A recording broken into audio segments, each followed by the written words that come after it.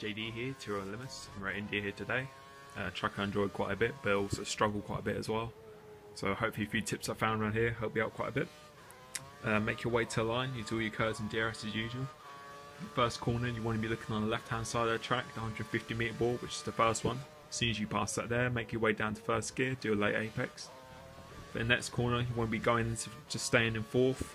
As soon as you pass 100 metre board there, you want to be going down to first, do a nice late apex again. It's quite a long straight, so be quite patient on the throttle. I use about almost all my curves of this because it's one of the longest straights in F1. Getting the DRS line so as you can there as well. For this next corner, I'm looking on the left hand side of the track, about the 150 metre board, which is the first one again. As soon as you pass that, you want to keep it out wide as long as possible. Do first gear, do a late apex. Be patient on the throttle, use the rest of your curves. For this next corner, you want to be looking for the curb on the right.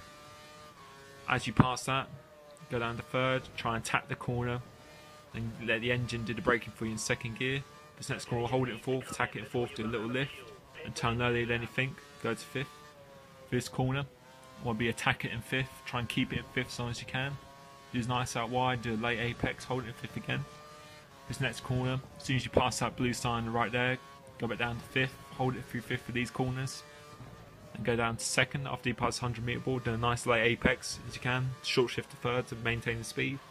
Look for that board on the right, the yellow board, do a nice late apex again in first gear, and then patient on the throttle coming out of here.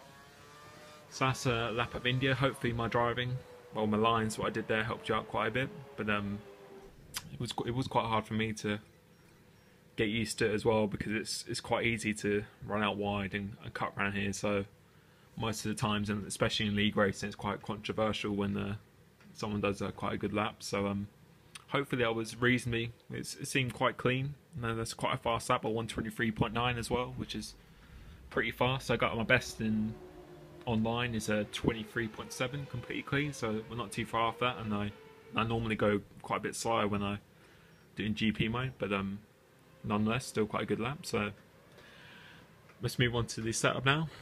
This is quite different now, like compared to what I normally do, so I'll talk you through it. For the aerodynamics, 3-1 wing, it's self-explanatory really, just quite a twisty track. You need the downforce to just go through the higher speed corners, so anything lower than that, it just seems to lose quite a lot of speed, especially in the race. 50% I'd use 3-1 as well. Usual brakes, so 47 and 53 are high small, they never go to change. As I said, just for consistency, and I just never seem to lock up whenever I use them. Balance slightly different, 6-11, 6 for the high speed corners because there's quite a lot around here. Don't need as much turning because it's quite just fast sweeping, so you don't need that much turning.